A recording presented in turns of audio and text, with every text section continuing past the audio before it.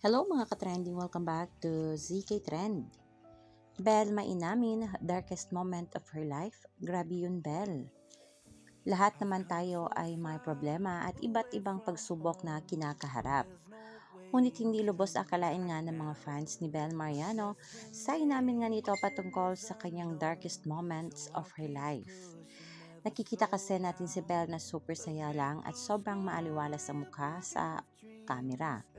Literal na di natin alam ang mga nangyayari sa likod nga ng kamera. Marami ngayon ang nagtatanong kung ano nga ba ang darkest moment na iyon ni Belle na sinabi niya kay Isnir. Umabot sa punto na sa bathtub si Belle umiyak at tanging ang kanyang best friend na si Belly Torres ang andyan para alalayan at damayan siya. Kaya ang tanong nga ng mga netizens, anong darkest moments iyon, Belle?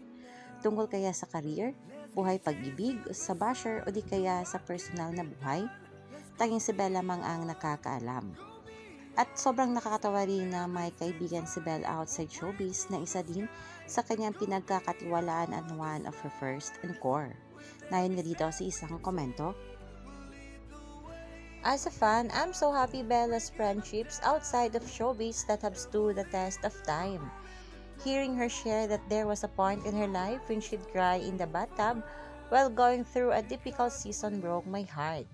She may not have talked about it much, but knowing she went through that is painful enough. I'm so grateful Billy was there beside her. Thank you for being that best friend, Belly and Belly forever. For me, one of my best friends, like when I was going through one of the hardest times in my life, andun siya. Tapos umiiyak ako sa bathtub. Tapos nandun lang siya. Sa bathtub siya. Sa bathtub ako umiiyak. Tabo-tabo lang na dinidikit dito. Hindi, promise talaga. As in, Mga ganun-ganun pa. Wala kami social. shout out to Billy.